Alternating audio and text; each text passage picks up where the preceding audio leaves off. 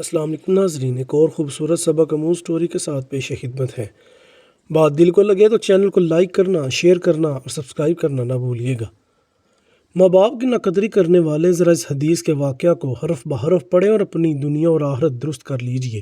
ایک شخص رسول اللہ صلی اللہ علیہ وسلم کی خدمت میں حاضر ہوا اور اس نے اپنے باپ کی شکایت کی کہ یا رسول اللہ صلی اللہ علیہ وسلم، میرا باپ مجھ سے پوچھتا نہیں اور میرا مال خرچ کر دیتا ہے۔ آپ صلی اللہ علیہ وسلم نے ان کے والد محترم کو بلوایا۔ جب ان کے والد کو پتہ چلا کہ میرے بیٹے نے رسول اللہ صلی اللہ علیہ وسلم سے میری شکایت کی ہے تو دل میں رنجیدہ ہوئے اور رسول اللہ صلی اللہ علیہ وسلم کی خدمت میں حاضری کے لیے چلے۔ چونکہ عرب کی گٹی میں شاعری تھی تو راستے میں کچھ اشعار ذہن میں کہتے ہوئے پہنچے۔ ادھر بارگاہ رسالت میں پہنچنے سے پہلے جبرائیل علیہ السلام آپ صلی اللہ علیہ وسلم کی خدمت میں حاضر ہوئے اور فرمایا، اللہ سبحانہ و تعالیٰ نے فرمایا ہے کہ ان کا معاملہ بعد میں سنیے گا، پہلے وہ اشعار سنیں جو وہ سوچتے ہوئے آ رہے ہیں۔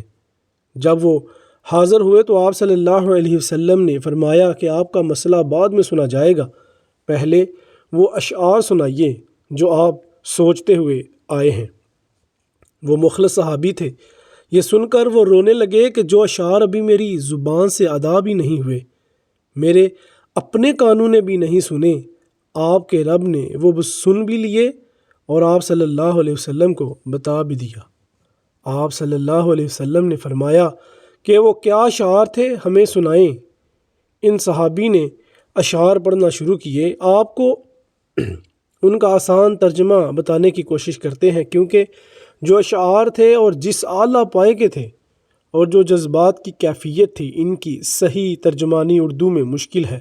بہرحال اشعار کچھ اس طرح سے تھے کہ اے میرے بیٹے، جس دن تو پیدا ہوا ہماری محنت کے دن تھے، تبھی سے شروع ہو گئے۔ تو روتا تھا، ہم سو نہیں سکتے تھے، تو نہیں کھاتا تھا تو ہم کھا نہیں سکتے تھے، تو بیمار ہو جاتا تو تجھے لیے کبھی کسی طبیب کے پاس علاج معالجے کے لیے مارے پھرتے تھے کہ کہیں تجھے کچھ ہو نہ جائے، کہیں مر نہ جائے، حالانکہ موت الگ چیز ہے اور بیماری الگ چیز ہے۔ پھر تجھے گرمی سے بچانے کے لیے میں دن رات کام کرتا رہا کہ میرے بیٹے کو ٹھنڈی چھاؤں مل جائے۔ ٹھنڈ سے بچانے کے لیے میں نے پتھر توڑے، تگاریاں اٹھائیں کہ میرے بچے کو گرمی مل جائے۔ جو کمایا تیرے لیے، جو بچایا تیرے لیے، تیری جوانی کے خواب دیکھنے کے لیے میں نے دن رات اتنی محنت کی کہ اب میری ہڈیاں تک کمزور ہو گئیں، لیکن تو کڑیل جوان ہو گیا۔ پھر مجھ پر خزاں نے ڈیرے ڈال لیے، لیکن تجھ پر بہار آ گئی۔ میں جھک گیا، تو سیدھا ہو گیا۔ اب میری خواہش اور امید پوری ہوئی کہ اب تو ہرا بھرا ہو گیا ہے۔ چل اب زندگی کے آخری سانسیں تیری چھاؤں میں بیٹھ کر گزاروں گا، مگر یہ کیا کہ جوانی آتے ہی تیرے تیور بدل گئے، تیری آنکھیں ماتھے پر چڑھ گئیں۔ تو ایسے بات کرتا ہے کہ جیسے میرا سینہ پھاڑ کر رکھ دیتا ہے۔ تو ایسے بات کرتا کہ کوئی غلام سے بھی ایسے نہیں کرتا۔ پھر میں نے اپنی ساری زندگی کی محنت کو جھٹلا دیا کہ میں تیرا باپ نہیں، نوکر ہوں۔ نوکر کو بھی کوئی ایک وقت کی روٹی دے ہی دیتا ہے، تو نوکر سمجھ کر ہی مجھے روٹی دے دیا کر۔ یہ اشعار سناتے سناتے ان کی نظر اللہ کے رسول صلی اللہ علیہ وسلم کے چہرہ مبارک پر پڑی تو دیکھا کہ آپ صلی اللہ علیہ وسلم اتنا روئے کہ آپ صلی اللہ علیہ وسلم کی داڑھی مبارک تر ہو گئی۔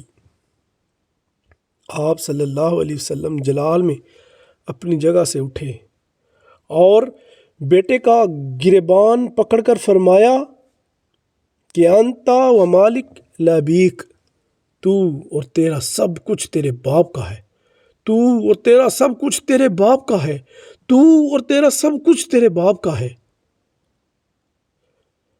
اللہ تعالیٰ سے دعا کرتا ہوں کہ اللہ تو ہم سب مسلمانوں کو اپنے اپنے والدین کی خدمت کر کے دنیا و آخرت کی کامیابیوں کامرانی سے سرفراز فرما، آمین۔